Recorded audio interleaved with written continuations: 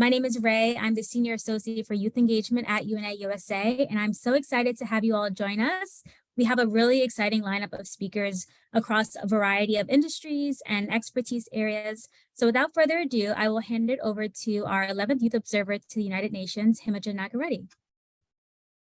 Thank you so much, Ray. I'm super excited for you all to hear from our incredible panel of speakers. And we're really excited to kind of leave the second half for more of a feedback sharing moment where you all can have the opportunity to contribute to our Declaration of Rights by American Youth, which we're super excited about.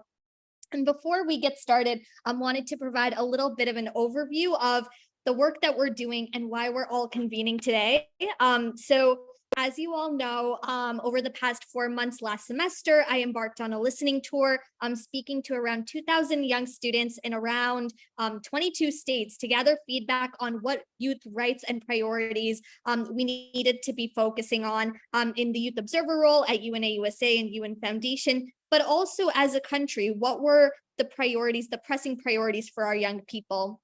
And based on that, we highlighted a few themes, a few SDGs that we were hearing as predominant priorities for young people. And this semester and this spring is really our chance of building off on that. We've been hosting these specific themed consultations based on the themes that we had gathered as priorities from young people back in the fall to really hash out what rights you all as young people care about so that we can inform a pretty landmark and novel document, which is going to be titled the Declaration of Rights by American Youth, which is going to accumulate and really solidify and symbolically show the rights that young people really care about and need prioritized in an easily accessible format that will then share nationwide.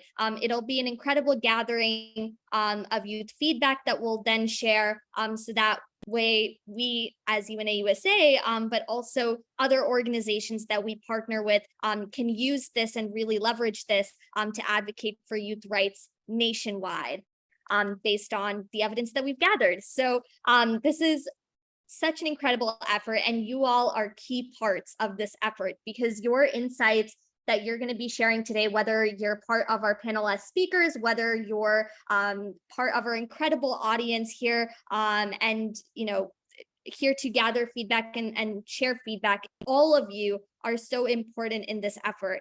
And so just wanted to recap that. And I'll also, Ray, if you can put the link to the Declaration of Human Rights by American Youth website onto the chat, if that isn't already, that is perfect.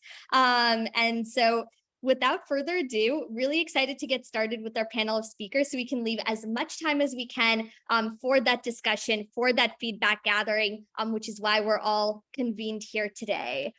So I'm gonna pull up our agenda for our first speaker. Really excited to have you all here today, and feel free for people who are just joining, feel free to put in your chat where you're from. Are you a UNA USA member? Any things that you want to share as we're all gathering in community.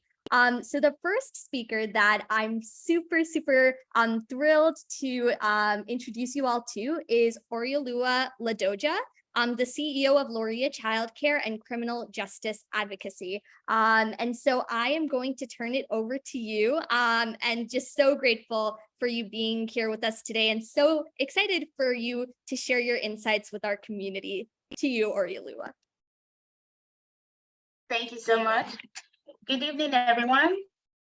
My name is Oreoluwa Ladoja. I am the CEO of Loria Childcare, a nonprofit organization for children who lack basic health care and the less privileged. Also, I live in Houston, Texas, and I'll just give you a brief summary about my education. I studied international law and diplomacy. Thereafter, I moved to Texas Southern University, where I got my master's in criminal justice.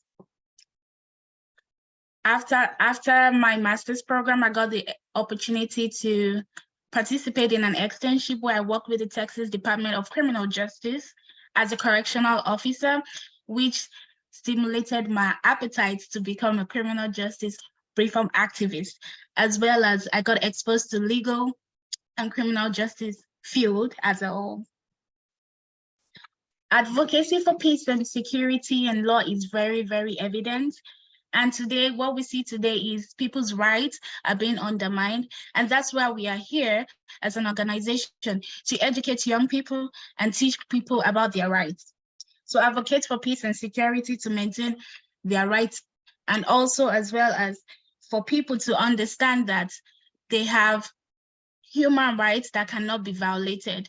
Just as we have laws that are simple to follow, people should be fought for, people should be spoken for, and that is one thing I directed my organization to.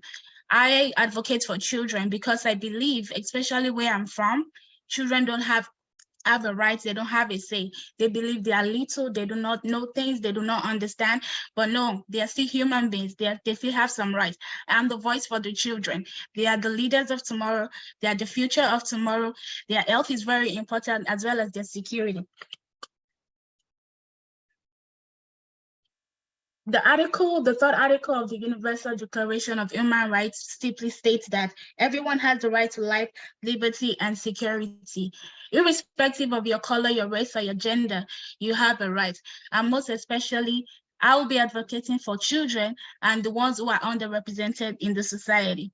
And educating these young people gives them the right to know who they are and believe in themselves, as well as to promote peace in the society. Just like the field I'm from, the criminal justice field, young ones are the ones likely to be exposed to crime. If you educate these young folks and these young people, they know they have rights to some certain things and their rights shouldn't be violated. That's all I have for you tonight. Thank you. Oriolua, thank you so much. That was fantastic. And you touched upon so many crucial points about really engaging young people as being agents themselves of their own rights, but also being able to rally other young people around our shared understanding and education of these rights. And the work that you do specifically around children upliftment is so crucial in that effort. So thank you for all that you do. And without further ado, I am going to introduce to you all our next incredible speaker, Miss Lou Cuiseaux. And please tell me if I pronounced your name wrong. You are incredible. You're a humanitarian coordinator for the International Pharmaceutical Students Federation. And when I was reading more about the work that you do, it truly fascinated me. My background's in public health, and I know many of us on this call share a passion for global health. And so really appreciate the work that you do, and on to you. Thank you so much. I'm really glad to be here. So I represent the International Pharmaceutical Students Federation. So we're just an international organization, and we're the biggest advocacy group for pharmacy students and recent graduates worldwide. And we're in over 90 countries, and we represent over 500,000 pharmacy students worldwide. And our work is basically examining the impact of health on other spheres of society and the impact of those spheres on healthcare. So I work as the humanitarian coordinator, and I lead our portfolios on peace and humanitarian pharmacy, among others. So just a little bit about our interests in peace. So health and peace are inseparable pillars. So it's very evident that a lack of peace and security has enormous impact on health. So it can lead to more chronic illness and higher rates of cardiovascular disease, on top of the very evident long-term effect on mental health.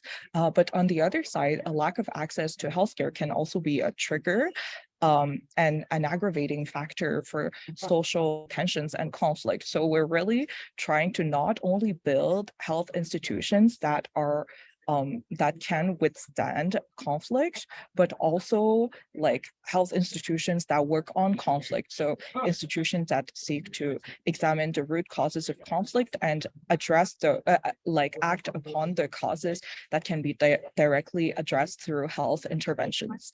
And health institutions, I think, just like justice, should be indiscriminate to all parties, and it should be given neutrally to everyone. And I think all the governing bodies, they should make a special effort to be able to deliver healthcare services to all spheres of society. And the importance of this for youth is that extensive evidence show that the impact of an unsafe social environment carries over into later and long-term has long-term impact and profound impact on like physical and mental health of youth. So and youth are also, as our previous speaker said, very susceptible to crime, and they are usually the most exposed to gang violence. So organized crime often exploit and recruit young individuals. The age of entry for gangs is usually very young, and on top of that, children often bear also the burden of intergenerational trauma while also being tasked with reconstructing societies and mending deep cultural wounds. So it's a very heavy burden on the youth of today. However, youth have a priceless perspective because of this position that on like what keeps violence from ongoing and what promotes peace building. So given those circumstances, it's crucial to safeguard the rights of youth, young people as one of the most affected populations by social unrest and provide them with environment conducive to peace and security. By protecting and advocating for the security of young individuals, we can effectively empower them to be the drivers of healing and disrupt the cycle of violence and establish sustainable peace. So the work that our organization do, so we have a local chapter in the US and we have our international chapter. So on the international chapter, we think that it's very important to have participatory dialogue for peace building. And as I said, to seek working on conflict instead of only in conflict environments. So working on the root causes of conflict. So next month, we're having a global consultation to map the drivers of violence around the world. And this initiative will serve as to create recommendation documents and establish a comprehensive database that will serve as a kind of like a tool for health-related decision-making on a global scale. And these tools will empower peace-responsive and context-relevant health initiatives from the perspectives of youth, so the builders of change. So building also on the essential nature of intercultural dialogue and the inseparable relationship between health and peace and the central nature of local initiatives, our peace campaign will also feature our regional offices showcasing through art, peace building initiatives that leverage the power of healthcare. This feature of our campaign seeks to leverage the potential for dialogue of art and its power to inspire. And in addition to that, our organization will also attend the upcoming 76th World Health Assembly to advocate for the need for strong institutions and their role in building healthy and resilient societies. So our local chapter in America has a task force to address structural racism in pharmacy. So they made a joint statement in 2020 with the National Pharmacy Organization to take a stand against racial injustice, and that touches upon the racial violence against African Americans during COVID-19 and its disproportionate impact on communities of people of color. And they also have blog posts on the intergenerational trauma of racism on healthcare, and also they have town hall meetings, which they gather like relevant parties and they discuss ideas about how to better our healthcare system and make it more inclusive. So our mission is to better health for all, and better health cannot be achieved without more peaceful and just societies. Peaceful societies cannot be achieved without resilient health institutions. As much as health has the power to become an enabler for peace building to be truly effective, health institutions has to be peace responsive and also include youth perspective from the building blocks to understand how to build truly context-relevant, inclusive, resilient institutions that will foster healing, trust, and dialogue. So I will leave you all with a final quote from Dr. Tedros, the Director General of the WHO. There cannot be health without peace, and there cannot be peace without health. Thank you so much. That was so incredible. Thank you for that incredible overview of the work that you do and the importance of talking about peace and security as a really interdisciplinary and intersectional lens that we need to be viewing all the SDGs in. And specifically, you talked about health and well-being and the importance of youth drivers, as young people are predominantly affected by lack of peace and security, but can also be the champions of that change because of their lived experiences and also their expertise in these different fields. So thank you. Thank you for that overview. And I loved hearing about that new tool that you talked about being released. Can't wait to follow up with you on more info on that. And super excited to hear your insights from World Health Assembly. So thank you for all that you do. Our next speaker is Trina Kimi. And actually, Trina, I did not ask you if I pronounced your last name right, so please correct me if I am wrong. But Trina is the co-founder of Face Intersectional Justice. She's a law school student and an advocate for climate justice and climate law. And the work that you do, Trina, is so inspiring. I'm so glad that we got to meet at COP27 this year, or I guess last year technically. And the work that you do around this is just so phenomenal. And so I'm going to pass it on to you, Trina, to talk to us a little bit about youth advocacy in climate law, and so appreciative of everything that you do in this field. Wow, Himija, thank you so much for inviting me. I'm really so blessed to have met you as well. So thank you so much for giving me this opportunity. And hi, everyone. It's wonderful to meet you. My name is Trina. My pronouns are she, they, and I focus on intergenerational climate justice recently with the law. And so I think this is really interesting because an inherent part of peace and security, along with protecting young people and health, is protecting the climate and human rights through law and policy. So just as a bit of an overview, we know that climate change is a threat multiplier that threatens every single form of justice. And the window for time for climate action to keep warming below 1.5 degrees Celsius is quickly closing. And frontline communities need solutions today, not tomorrow. So in a climate emergency, climate justice means climate action now, with fast-acting near-term solutions that focus also in parallel with longer-term decarbonization strategies. For example, this includes cutting emissions of black carbon and methane to alleviate localized air pollution impacts and food insecurity, as well as stopping deforestation and protecting land rights to protect our carbon sinks, and also protecting the Arctic, which is one of the most important pieces of our climate system. My cat is very enthusiastic about climate justice, if you can't hear her. But within this context, we also have to establish the right to a healthy, clean, and stable environment and climate for present and future generations. So we're seeing this really awesome movement with a lot of legal cases that are brought by young people that are trying to establish this principle of intergenerational equity within the climate and human rights context.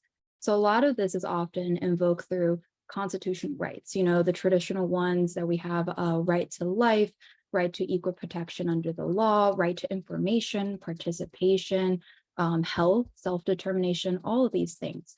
And then there's also other legal principles like the precautionary principle and the public trust doctrine that demands that governments have an obligation to protect their citizens now and in the future as well.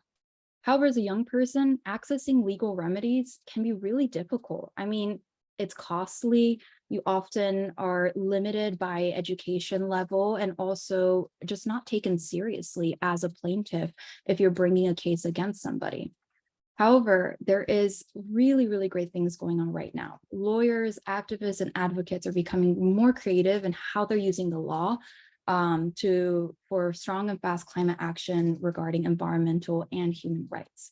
So right now, there's this very exciting global movement with advisory opinions before regional and international human rights courts and tribunals. So this was actually sparked by these amazing young people from the Pacific Island Students Fighting Climate Change and the World's Youth for Climate Justice, where they're presenting this question before the International Court of Justice, which was accepted 2 months ago, which is very exciting. And in the Americas, there's a similar request before the Inter-American Court of Human Rights. So advisory opinions, just as a little bit of a background, they can serve as one of the legal avenues that can demand urgent climate action by seeking guidance from courts and judges on the duty of states to act on climate change and protect human rights. And this is also a very powerful opportunity for young people to actually engage with the courts in a really meaningful way and urge them to hold governments and corporate polluters accountable for climate damages. So legal system has been seen as a slow-moving solution to this fast-moving problem of this rapidly warming planet, but it is possible to achieve this longer-term climate justice when we're focusing on youth voices as well and demanding for intergenerational climate justice. So with FACE Intergenerational Justice, which is a North-South collaboration, we're working with several young people and groups and legal clinics that are based in different countries in Latin America, and also beyond, to ensure that young people's voices are heard before the court and that these justices, judges will actually read the words that we have to say and what we have to demand for and demand action on for the climate. So just to close, young people are going to bear the brunt of the climate crisis. And we have been historically left out of decision-making processes, but we are some of the strongest advocates for climate action.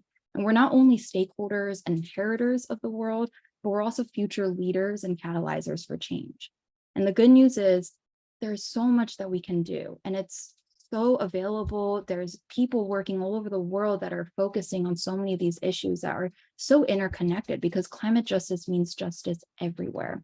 And so all we need is for people to listen to us, people that make the decisions to actually hear our voices and actually understand what we want and act now to protect the climate.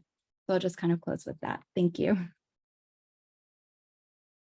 Thank you so much, Trina. And I really just want to give another shout out to the work that you're doing with FACE Intersectional Justice, and really working to make climate law and leveraging climate law through, for example, advisory opinions more accessible, especially for young people who may not have a legal background. And that's really the great thing about the work that, you're doing as advocates, is really just trying to make this field more approachable and as a result more inclusive and more diverse, as young people really step up to the mantle and leverage these different avenues for advocating for the climate justice that we deserve for our today and for our future. So thank you so much, Trina. And actually, a shout out to all of our panelists so far. All of you are part of incredible organizations / have huge leadership roles in those organizations. And the people who are joining us on this call too, I know many of your audience members also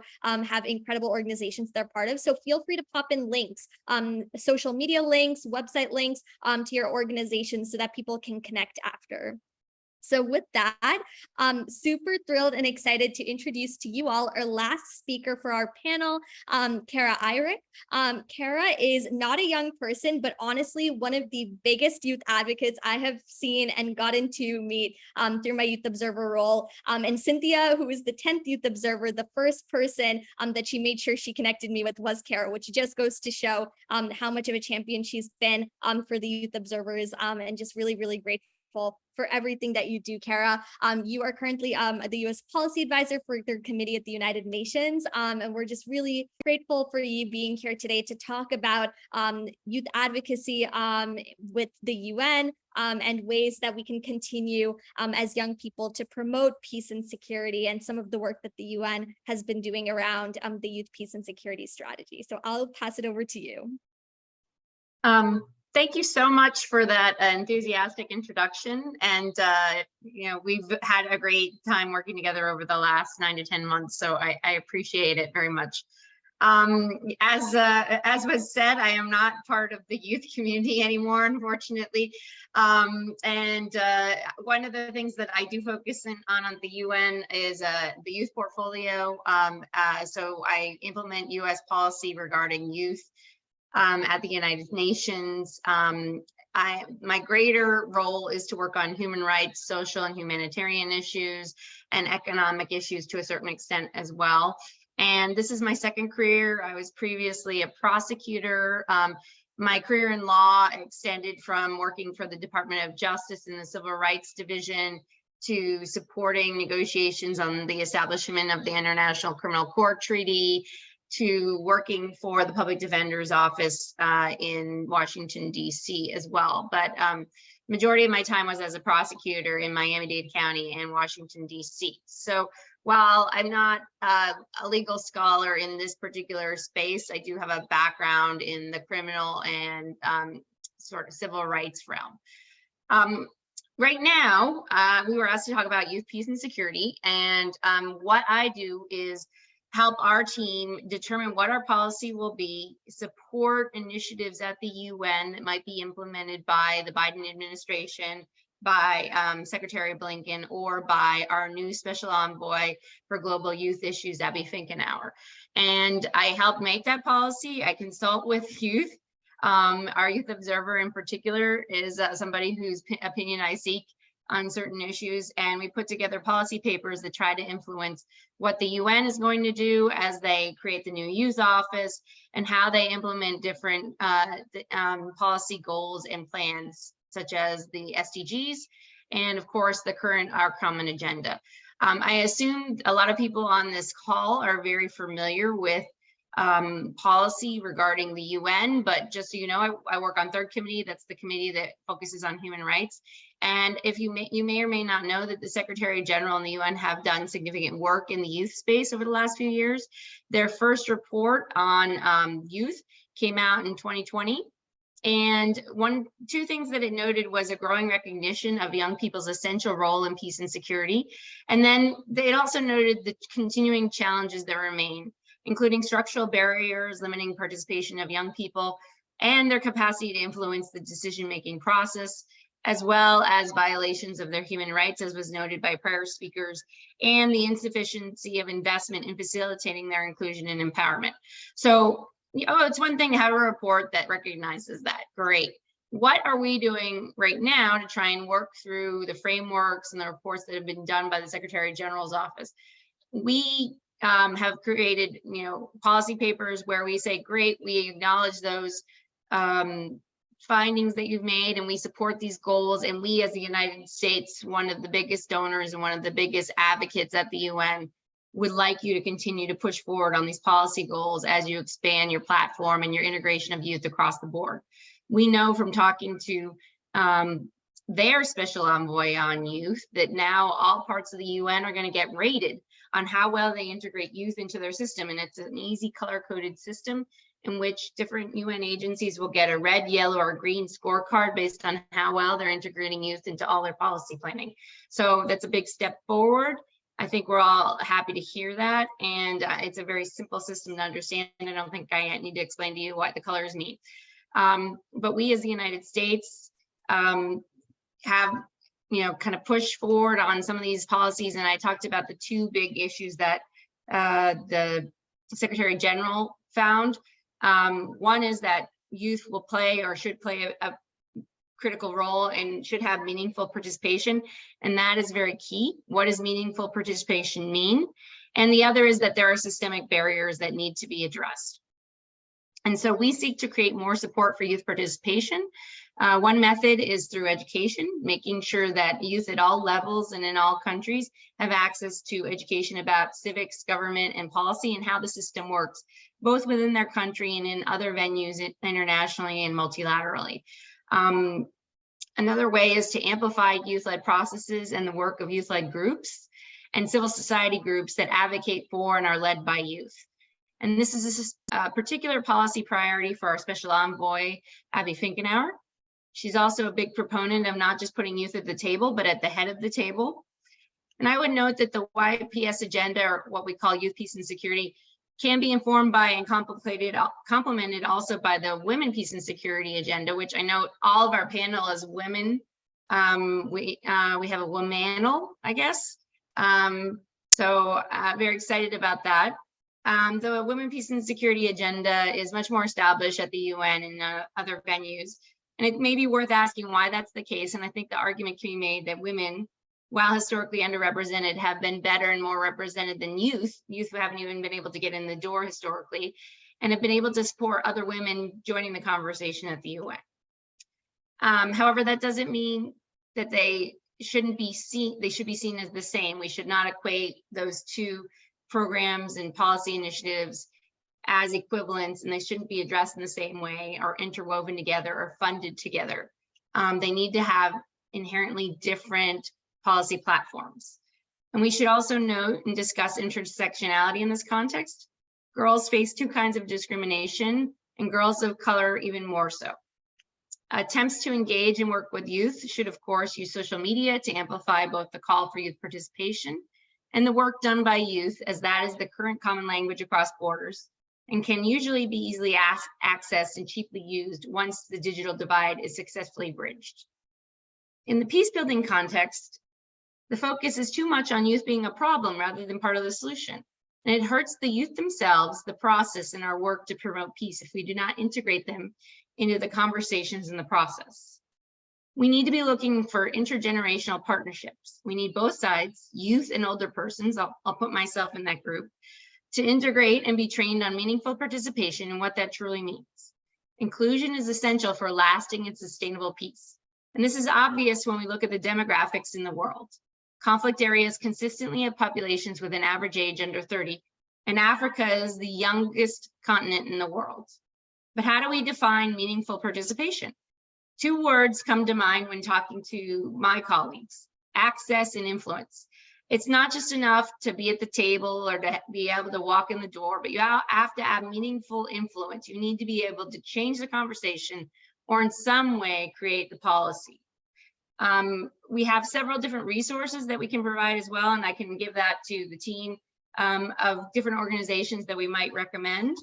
One would be, there is a group, UNOY, that has a checklist for meaningful youth engagement. You can go to their website and Google them and look for some of their resources, and I'll be happy to drop a couple more organizations and websites into the chat. Thanks very much for your time. I appreciate it.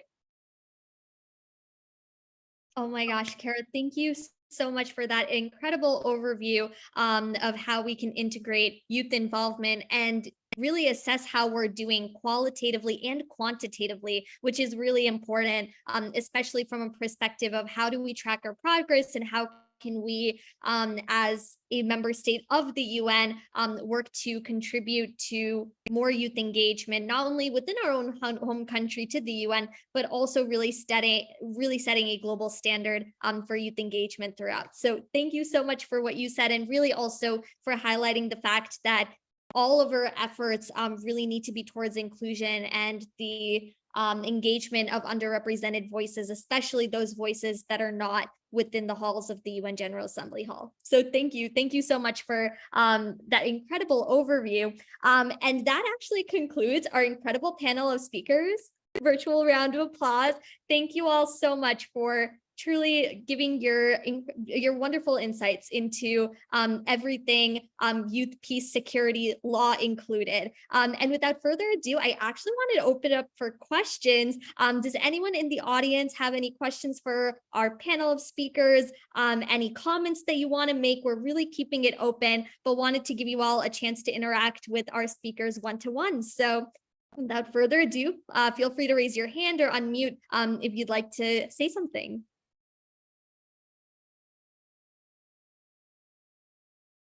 And feel free to ask anything.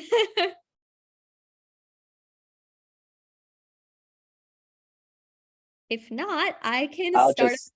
Oh, yes. Oh, sorry. Actually, Sorry. Go for it. Yes. Thank you. So hi, everyone. My name is Samuel, and I just want to say thank you for taking the time to all the speakers. Thank you for taking the time to, talk to us. I really enjoy all the insights that you gave us. I guess my question really goes to, any of you.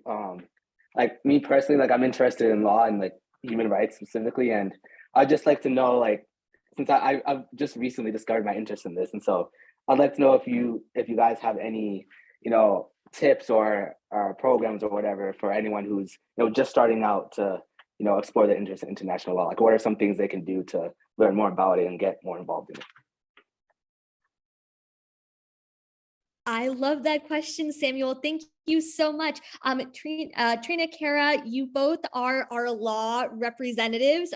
Do you have any thoughts or insights? And also, Oriolua as well, with your incredible background in criminal law, feel free to jump in, and you as well with all the work that you do. Anyone can go ahead.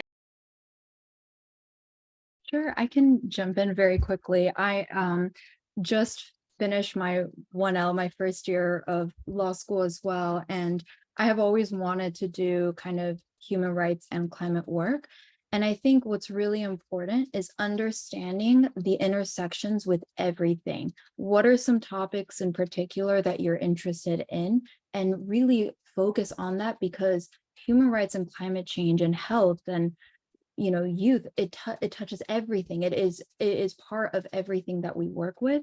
And so I would say find what really sparks joy for you, but really what would make you feel really fulfilled, because the intersections are there. So then you find the joy first and then can see where you can apply it. So that's what I have to say about that.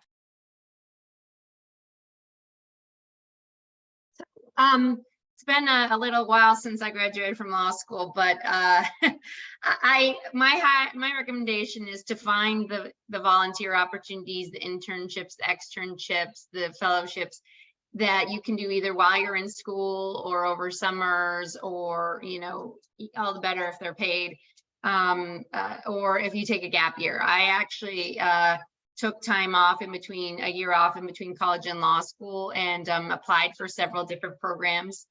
And I did a criminal investigator job at the public defender's office in DC.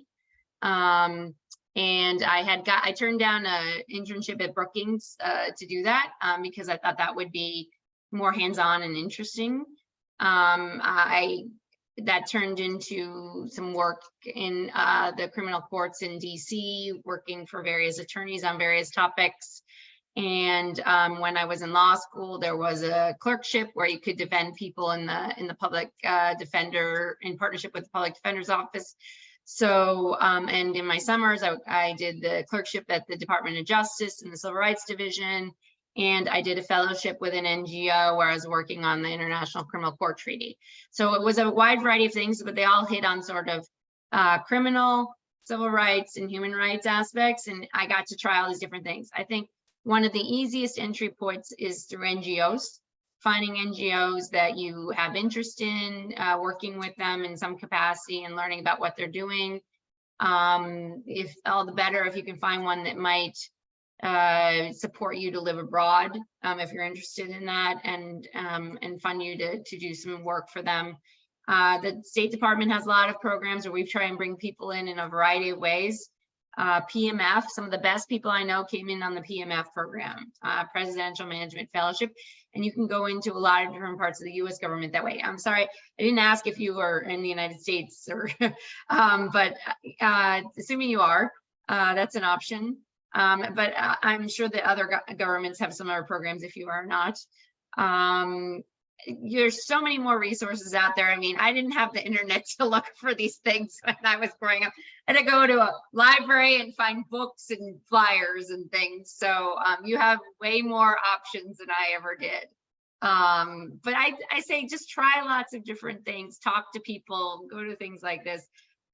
There will be things that kind of spark your interest along the way. Thanks. Great. I do live in Massachusetts, so yeah, it does apply to me. Your advice does apply. Thank you so much, both Trina and Cara, for your answers. Thank you both so much. And thank you so much, Samuel, for the question. Does anyone have any other questions or comments to share with our speakers?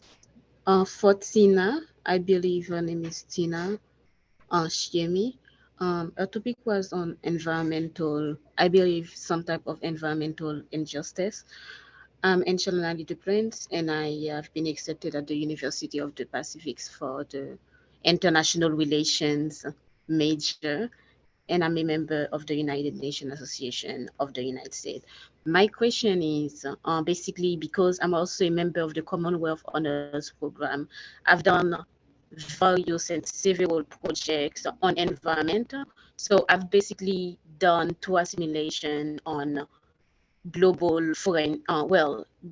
climate change policy. And one of the projects I've had to work on, which was an environmental injustice project, was toxicolonialism. I've had to interview field professionals who work on the field to gain insight for my paper. And to my greatest surprise, a lot of field professionals were not aware of that term. Some of them were just not aware of the term, but they knew about the case. They just were new to the term. And others literally did not know about the case at all. So it's problematic, I can say, and I don't know right now, I don't know what type of power I have, but it's this thing, knowing that even if we know we are taught about climate change, there are still some cases ignored and unaware, and that even among professionals, among EPA. So I would like to ask, would you be interested in exploring that more? And I mean, having like a certain project to create awareness, because that's something I've discovered lately. Yes, definitely. I'm going to pop my email in the chat. Please follow up with me. And I could go on a whole rant about how a lot of people refuse to accept capitalism and colonialism as one of the main reasons for the climate change problem the climate change emergency that we're experiencing today. And this is an uncomfortable truth, I guess, for some people, but that's why the role of young people and also people that are directly impacted, frontline communities, have to advocate for this, and they have been. And that's why we have to be listened to, because this is often something that people in places of power, decision-making roles like to ignore this fact, or it makes them feel uncomfortable, or they just simply don't know because they never had to learn that thing. And so that's why the voices and the advocacy part is such an important part, because otherwise they might not even know that about toxic colonialism or the issues, and that's why I think social media could be very helpful in advocacy campaigns. Lawsuits that are connected with advocacy campaigns can be very powerful.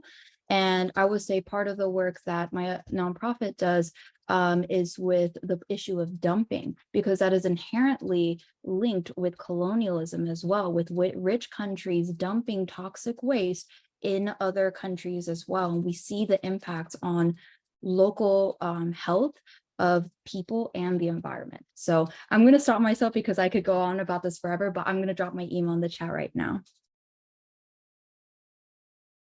Thank you.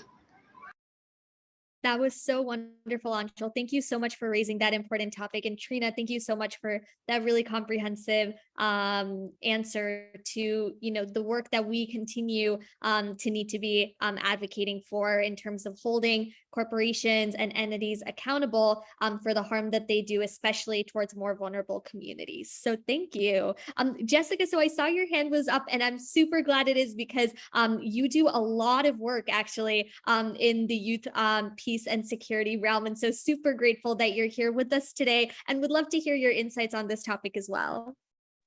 I'm so excited to see you, Himaja. Thank you so much. And this is a wonderful meeting. I'm so glad that we are able to come together and speak about human rights, youth development, youth participation in the peacemaking, peace building, legal and security framework. My experiences championing a safer, more equitable, more representational, and more inclusive environment for women, girls, and females have led me to gain insights on achieving the SDGs and creating a peaceful community for all. It is crucial for the United States to progress with the ratification and adoption of CEDAW. And CEDAW is the Convention for the Elimination of Discrimination Against Women. And I am in full support of this effort, because a whole of country approach is needed to safeguard an environment for women and girls to live dignified lives and participate equitably in their communities. At the United Nations Association of the USA San Francisco chapter Ratify Movement monthly lunch meeting earlier today, I highlighted the strength of women, girls, and females in striving for a just, peaceful, sustainable, and equitable environment as we achieve sustainable development goals and improve and enhance community building. And the topic that I spoke about was actually on freedom, equality, and equity for women, girls, and females. I also provided my experiences. And lastly, I want to provide the insight that eliminating gender-based violence and championing inclusivity, belonging, diversity, gender equality, and equity are crucial to a thriving community, especially in promoting safety, well-being, respect, and mutual understanding. Thank you so much, Himaja, for the great work that you and your colleagues are doing. That was so wonderful, Jessica, and I'm truly so thrilled that you brought up the Cities for CEDAW initiative and ratifying CEDAW and the importance of that in tackling gender-based discrimination across the board in our local communities at the national level. It's so integral to our entire peace and security efforts and very much intersects as well with youth rights in that issue. So thank you so much for all the work that you do with the San Francisco chapter on that and for highlighting such an important topic. Really appreciate it. Thank you so much, Himaja. Thank you so much, Jessica. And actually, kind of on that line, would love to hear if other people have any insights for specific topics in youth, peace, and security, security and law, which is the topic of today. Any specific insights on youth-specific rights that we need to be focusing on? And Fiona, I see your hand up. Hi everyone. Here, let me lower my hand. Okay. I'm so excited to be here. I'm very inspired by the panelists tonight. I'm only 17, but I want to be all of you when I grow up. So I'm here for I'm here for a lot of things, but I'm here for a very personal reason. I am a domestic violence survivor as well as a family court survivor. And I say specifically family court, I know that sounds strange, but in the United States, as well as countless family court systems across the world, they do not completely advocate for the rights of children. When my parents were going through a divorce, my father is abusive, my mother is my safe parent. And under our family court system, many of the rights that we have in the Constitution do not apply to family court. My mother was not able to receive a lawyer, which normally I believe a civil or criminal court, she would be able to receive. Unfortunately, we do not have the money, of course, to afford a lawyer. They're very expensive. For a short period of time, she had a pro bono lawyer, but towards the end, she actually ended up having to represent herself and defend herself, whereas my father had a lawyer the entire time. And normally, I would have received, since I'm a minor, a guardian ad litem, which is normally for children. And but because my father actually didn't agree to that, I never ended up getting any representation. So not only did my mother not have any representation, but I didn't either. So we went through we had an abnormal length of a divorce because she went on for about like 2 or 3 years because of how fraught this custody battle became. I am not the only one in this, and thankfully I am safe now, and that's only because I don't know how else to say this, but frankly, he took off and I have not seen him, and I know that it can be difficult for some, but I'm actually very grateful for that. But currently in the state of our country, as well as around the world, because I know that this is also happening in the United Kingdom as well as Australia, there are countless children that are being put in such dangerous decisions because there are people in the courts that might be well-meaning, but they aren't trained. And then there are just many people who just don't care about children. And they aren't there to represent the children, and many of them just want money. And recently, if I'm getting this right, the UN Human Rights Council released a special report condemning reunification camp, which is a type of forced relationship therapy that the courts sometimes use for children and abusive parents. And it's heavily corrupt. very for the money, very expensive as well. This unfortunately happens with more wealthier families where the abusive parent will just kind of throw money at the whole thing, and they become very, very expensive, and these people become very, very rich. And that's why they've stayed so long. And so I'm not sure, I'm very new to doing this activism, so I don't know how to completely articulate this. It's only been around the past 6 months, really, that the media has actually started to cover this, to focus on all of this. And just in April, there was a public meeting of around 8 family court child survivors who spoke out, and they gathered to speak out. And to my knowledge, that's like the most amount of people who have come together. And I know 8's not a lot, but it's for us, it's a huge start.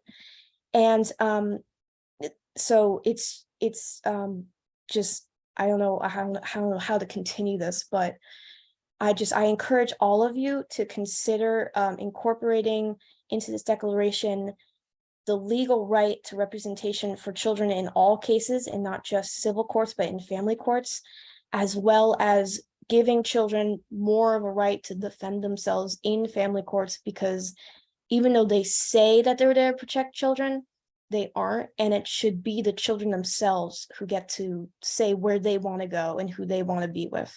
So thank you. Oh my God, Fiona, thank you so much for your bravery in speaking out. Everyone show love for Fiona, because Fiona, you are 17 and you are already championing such important change, and everyone on this call recognizes that and hears you and is here to support you and give you virtual hugs. Just the work that you've done, the things you've had to experience, and the way that you've channeled that into advocacy for other children, for other young people who are abused. It's being abused by our legal system is just, it blows me away. And I know that it's taken everyone here too. So just thank you so much for your advocacy on that and for sharing. And I'll definitely follow up with you. I think that what you said was so important to touch upon in this Declaration of Rights, the importance of advocating for legal rights for minors, especially in courts and court systems like family court that don't recognize it as such. So thank you. Thank you for everything that you do, and sending all the loves and hugs your way. Thank you. Thank you for everything. And Nancy, I see that you have your hand up as well. So I'll go to you, and then I'll wrap up with the final question as we head to 9 p.m. So go for 9 p.m. Eastern time. So go for it, Nancy. Oh, I think you're muted. Yes, you were right. Thank you. And maybe Ray and you can find out more, because I have some questions, but our friend Joshua said that there's going to be a review of the United States of social and political society. And so I think this is something that Fiona was just talking about. We as different member groups, like our local groups, have a chance to respond and reply and give information. And so that's something that's important for everyone that's here to participate in. And maybe Ray, you can help facilitate that. And Himajah, we need to find out more from Joshua Cooper about this, because I don't know much yet. Yeah, just to chime in really quick. Thank you, Nancy. And for everyone on the call, Nancy, and I think Kate is here too. They're the co-chairs of the UNA USA Human Rights Affinity Group. And they have some amazing programming this year as well. And I know Joshua Cooper, who's the advisor of that group, mentioned the review of the United States that's coming up. So when I get more information about that, I'll share it in both the Human Rights Affinity Group, but also the Youth Affinity Group, our Slack channel, and just to make sure both parties are fully informed. But yeah, it's definitely relevant to what was just shared. So thank you for raising that, Nancy. Yeah, thank you. Awesome. Thank you so much, Ree. Thank you so much, Nancy. I know that we're at 9, but I do want to end off with almost like a popcorn round. So as you know, we're working on putting together this Declaration of Rights.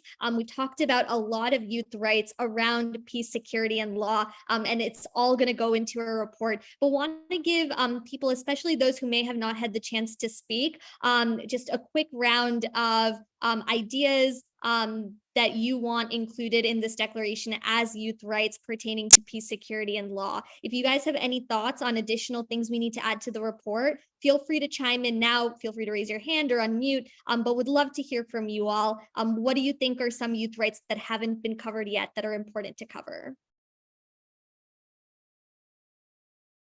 Yeah, go for it, Kate.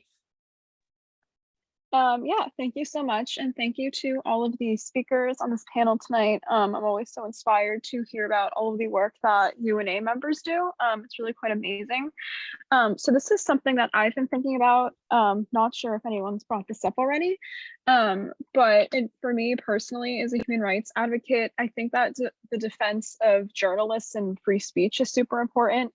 It's the people who speak out that bring awareness to human rights violations that occur and that keep the public informed and can really galvanize people to make a change. I went to CSW 67 in March, and one of the really impactful talks that I went to was about protecting female journalists in the time of the digital age, because I'm sure, as we all know, the digital era has a lot of pros, but it can also have quite a few cons.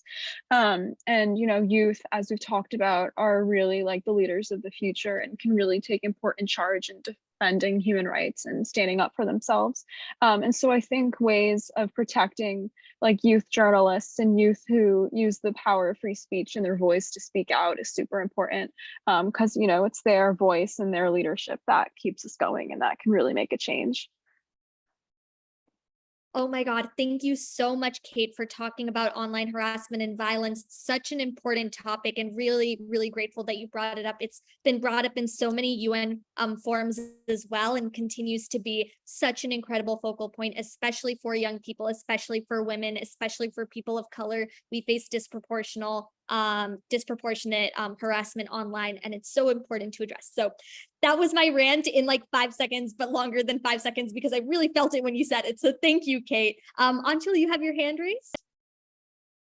Yes, I wanted to add, someone already added in the chat about mental health. So basically I shift to another topic. There's also in the international system, a lot of groups who are also neglected. For example, we think of forced marriage. If anyone knows about this topic, like young girls are forced to marry in many African countries, Middle Eastern country, and Asian country like India. And we also have FNM, which is female,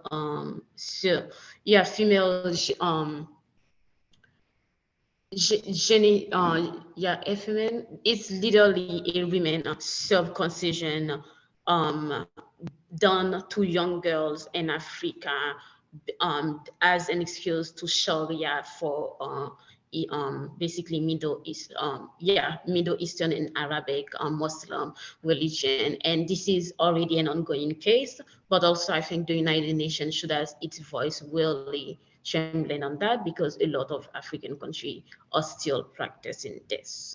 And that's a youth problem because a lot of young people suffer through it. And that's also something that should be also looked at, although there are a lot of advocacy around it, but the advocacy have not done that much because it's still going on, and other type of abuses as well. We also have children victims of war zone. Like I know a friend, she's Sudanese, and her father literally alive. She survived, but there's these things. If something happened against the culture, the honor crime, and yeah, she's now she has a master's degree, but literally 7 years ago, she was marched by her father's rally and literally burned alive by the rally. This is things going on around Africa. These things, they're just going on the news. But what has been done really on that is not that much. And yeah, and children also victim of war crime. There's war going on in Sudan and war places in Ethiopia. These also should be looked at. Thank you so much, Anshul, for talking about mental health, for talking about gender-based violence. Really appreciate it. Kalia, do you want to go next? Yeah, thank you. I just want to say thank you to everyone who spoke today. You all are so inspirational. For context, my name is Kalia Soare. I live in Maryland and I work in democracy and human rights, democracy and government. One thing I would like to flag is trauma-informed care. And you have to forgive me. I don't know to what extent this is being pursued in terms of like United Nations, but I know in Baltimore City, trauma-informed care is something that they're really trying to advocate for the youth because trauma impacts so many very aspects of their lives. Like, for example, I know security looks different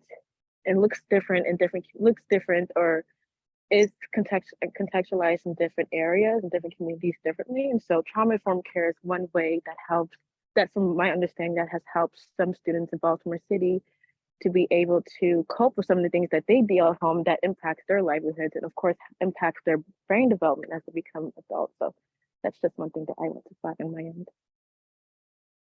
Thank you so much, Kalia. So important to talk about trauma-based care, and that hasn't come up yet. And so appreciative of you bringing that to our attention. And so with that, I know that we're 7 minutes ahead or 7 minutes beyond time, but just so grateful for every single one of you for sticking on this call, for hearing our insights as a collective group, and for contributing so meaningfully to this report. You're all a huge part of this process, and feel free to connect offline as well as we continue to hash out ideas that need to be represented in this Declaration of Rights by American Youth. Ray, any last things to close this out? Yeah, I just wanted to say thank you again to our speakers and all of our participants for being vulnerable and speaking truth to power. It's been really inspiring hearing from so many incredible youth advocates. And again, in the chat, I'm going to leave a few links about the Youth Declaration, as well as a link to a form. So if you have any additional ideas and recommendations, you can also share that with us after this call. But again, and thank you, of course, Himajah, for leading us through this project and leading us on tonight's call. So yeah. Have a good night, everyone. And please feel free to drop your emails and LinkedIn and all contact info in the chat as well. Thank you. Thank you so much, Ray. Thank you so much, everyone. Have a most wonderful night or wherever you are. Have a most wonderful time.